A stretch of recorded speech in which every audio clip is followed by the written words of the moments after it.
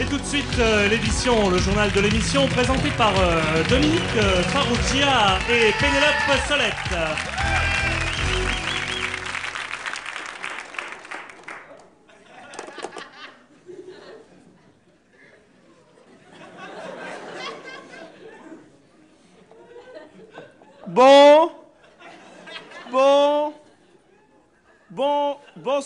Bonsoir. Ne lisez pas, Dominique, ne lisez pas, s'il vous plaît. La guerre de le golf.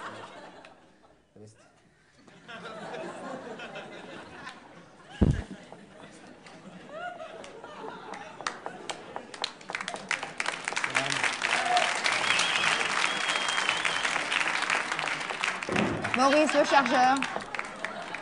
Les balles. La cravate, les balles, tout. Oh, pardon. C'est pas grave. Pas un jeu, Dominique. File. Pas un jeu. Et tout de suite, l'édition, le journal de l'émission, présenté par Pénélope Solette et Maurice Chevalier. Bonsoir, toute l'actualité de la semaine en revue. On commence bien sûr par le dimanche. Plus qu'un métier, notre métier est un sacerdoce. Regardez ce journaliste tenter désespérément d'interviewer un poulet mort de surcroît. Alors si c'est pas un sacerdoce, qu'est-ce que c'est, hein?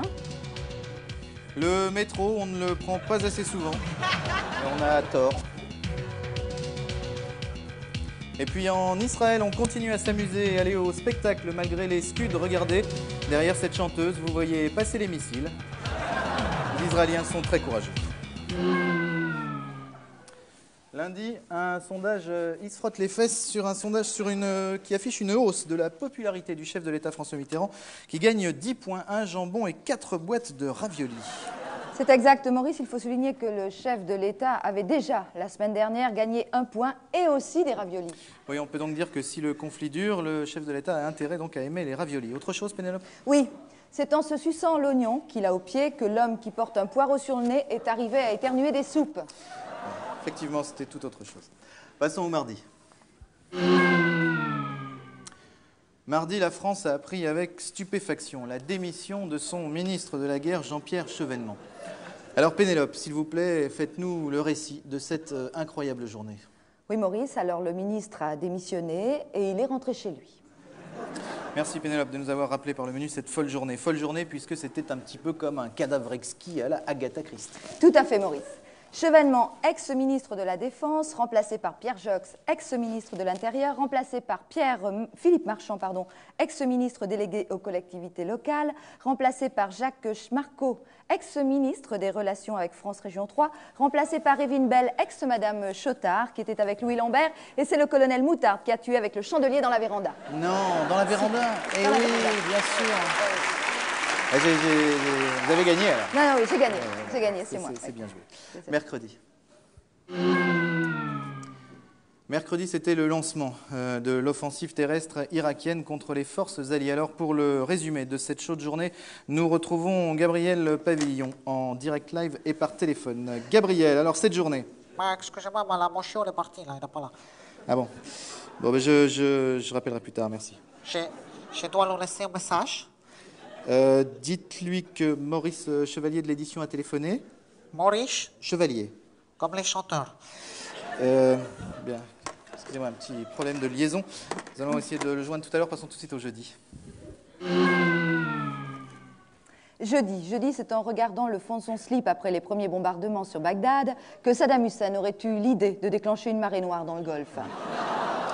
Mais on vient juste d'apprendre qu'un ingénieur français aurait trouvé une technique pour réparer les dégâts causés par la marée noire dans le Golfe. Il suffit, a-t-il déclaré, de remettre le pétrole dans le tuyau. Alors, c'est tout de même un espoir considérable qui s'offre à nous grâce à la France. Et maintenant, Pénélope va nous imiter Sheila. Moi? Oh. Allez, Pénélope. Mais je ne sais pas imiter Mais Sheila. si, allez, je vous écoute. Mais non, mais je ne sais pas imiter Sheila. Mais si, vous l'avez fait hier à table. Elle est menteuse, celle-là. Oh, mais non, pas du tout. Mais c'est vous qui êtes menteur. Mais enfin, j'ai jamais imité Sheila, puis je ne sais pas imiter Sheila. Pénélope, imitez Sheila, un petit effort. Non, je vous jure, non, vraiment, je peux pas. Non. Bon. Non, Bon, faisons honte à Pénélope Solette qui refuse d'imiter Sheila.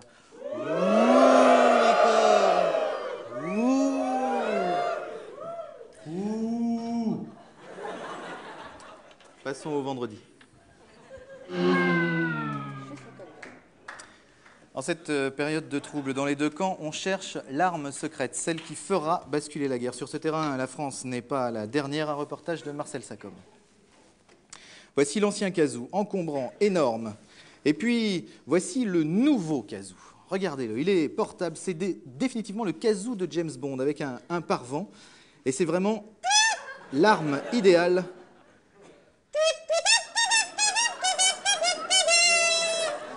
Formidable arme qui fera la différence, j'espère en tout cas. Des images spectaculaires. Maintenant, passons au samedi. Samedi, l'homme qui vivait avec un radio-réveil dans le ventre est mort sur France Info à l'âge de 92 ans, 2 heures, 28 minutes et 15 secondes. Merci Pénélope. Et puis, pour finir, l'image de la semaine. Eh bien, c'est cette image, regardez, cette image de Kadhafi. Alors, a-t-il l'arme chimique? A-t-il l'arme nucléaire? On ne sait pas. En tout cas, il a des morpions. Regardez. Ça, c'est sûr. On peut le revoir. On le revoit, regardez. Voilà. Eh oui. Eau de rose quand tu nous tiens. Absolument. Merci Pénélope, et c'était vraiment l'image de la semaine. Je vous le fais pas dire.